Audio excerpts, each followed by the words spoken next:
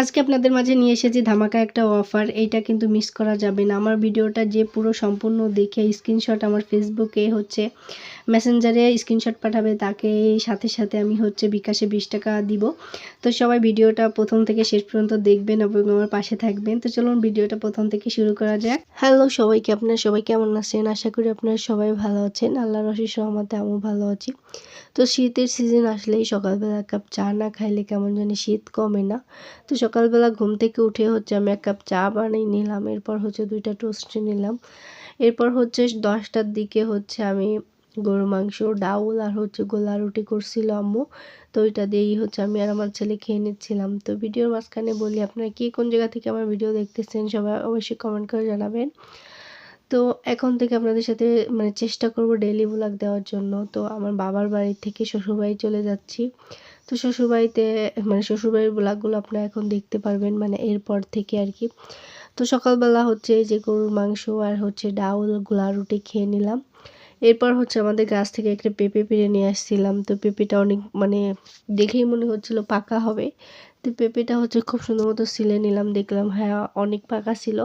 এরপর আমি আর আমার ছেলে পেঁপেটা বসে বসে খাচ্ছিলাম আর কি। এরপর খেলাটার আমি নাম জানি না, কিন্তু দেখতে দেখে খুব মজা পাচ্ছিলাম। ভাবলাম আপনাদের সাথে শেয়ার করি। এই খেলার নাম কি বলতে পারবেন?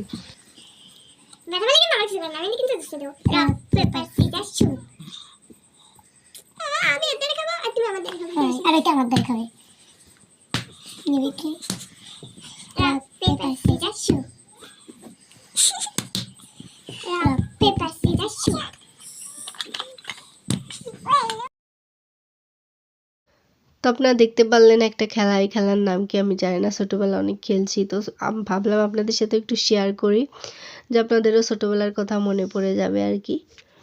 এরপর যে আমার আব্বু গেড়ে মাছ ছাড়ছিল। ওইখানে একটা লোক আসছিল, বললো যে মাছ কিনবে আর কি। তো উনি নিজে পুকুরে নেমে মাছগুলা মেরে নিয়ে এসে নিজেই এখানে মেপে নিচ্ছিল আর কি। আর আমাদের পুকুরের তুলনায় মাছগুলো অনেক বেশি ছাড়া হয়ে গেছে, এই কারণে মাছগুলো বেশি বড় হয়নি।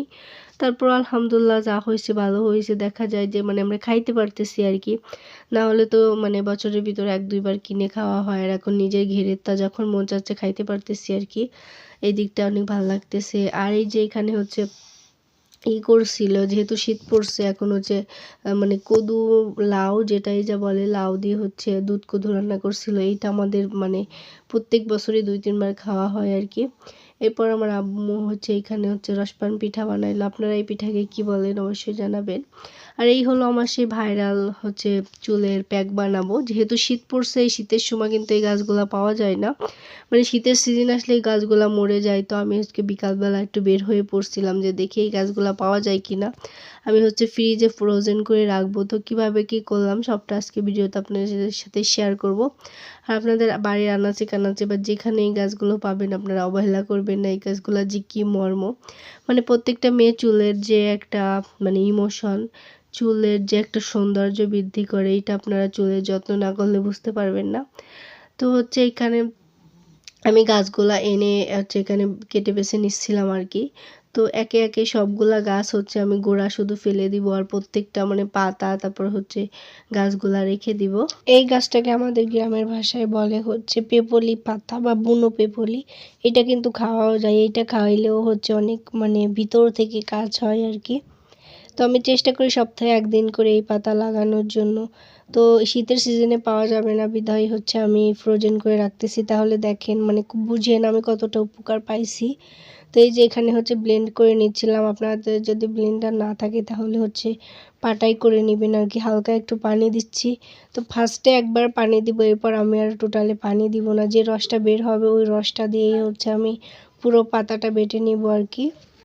এইটা তো আমার কাছে মনে হয় ডায়মন্ডের থেকেও বেশি দামি, কারণ আমাদের চুলের এত উপকার হচ্ছে। দেখা যায় যে আমরা বাজার থেকে এত নামি দামি তেল কিনে পরও দেখি চুল পড়ে যাচ্ছে, আর এটা আমাদের বাড়ির আনাচে কানাচে পড়ে থাকে। সেইটা দিয়ে যদি চুলের এত উপকার হয় তাহলে তো ডায়মন্ডই বলা যায়, তাই না?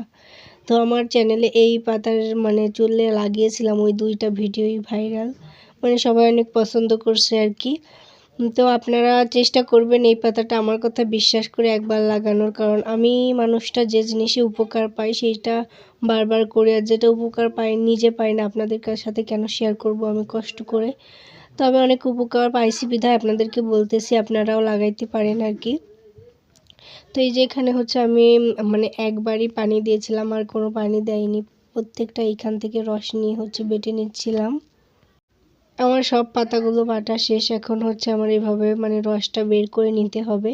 তো আমি ফার্স্টে এভাবে করতেছিলাম, কিন্তু এভাবে অনেক সময় লেগে যায়। তারপর আমি হালকা করে উপর থেকে একটু একটু সাবলা ফেলে দিয়ে আমি হচ্ছে চাকনির সাহায্যে খুব সুন্দর করে আমি সেঁকে নিচ্ছিলাম। একটা কথা, আমি হই বা আপনারা হই, যে কোনো কাজ করার পর জায়গাটা খুব পরিষ্কার করে রাখবেন, তাহলে আর কেউ কিছু বলার মানে কিছু বলতে পারবে না আর কি। তো আমি এই যে এখানে হচ্ছে কাজ কাম শেষ করে সুন্দর করে ব্লেন্ডারটাও সুন্দর করে পরিষ্কার করে রাখলাম, জায়গাটাও পরিষ্কার করে রাখলাম, তাহলে আম্মু আর কিছু বলবে না।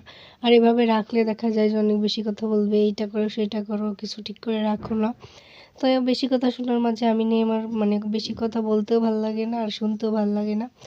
আমি খুবই হচ্ছে চুপচাপ চুপচাপ টাইপের মানুষ না, তারপরও হচ্ছে ওই যে কথা বলতে ভালো লাগে, কথা শুনতেও ভালো লাগে, কিন্তু কেউ কোনো কিছু বললে খুবই কষ্ট পাই আমি। তো চেষ্টা করি যাতে কেউ কিছু না বলতে পারে আর কি।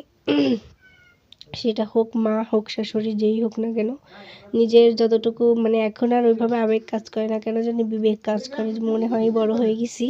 তো জায়গাটা আমি খুব সুন্দর করে পরিষ্কার করে রাখলাম, ব্লেন্ডার পরিষ্কার করলাম, তারপর জায়গাটা পরিষ্কার করলাম। এখন হচ্ছে আমি এগুলো ফ্রোজেন করে রাখবো।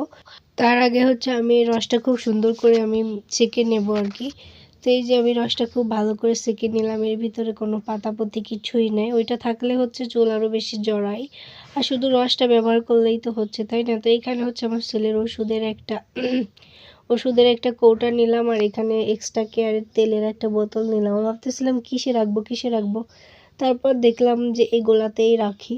আমি হচ্ছে এর এক মানে এই যে ওষুধের বোতলটা, এটা আমি 2-3 বার লাগাইতে পারবো, যেহেতু আমি শুধু গোড়ায় আর আগায় একটু লাগাবো, যেহেতু পাওয়া যায় না ওভাবে, তো বেশি করে লাগানো যাবে না, সপ্তাহে হচ্ছে নিয়ম করে লাগালেই হচ্ছে আর কি।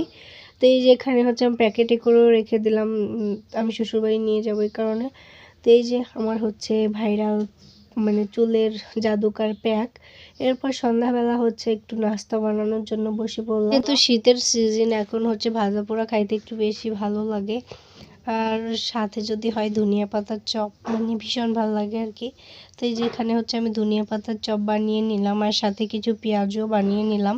তো কেমন লাগলো আমার ভিডিও সবাই কমেন্ট করে জানাবেন। সবাই ভালো থাকবেন, আমাদের জন্য দোয়া করবেন, আর যদি ভালো লেগে যায় আমার চ্যানেলটি প্লিজ সাবস্ক্রাইব করবেন, আর ফেসবুক থেকে দেখলে আমার ফেসবুক পেজটা ফলো করে দিবেন। তো সবাই ভালো থাকবেন, আল্লাহ হাফিজ।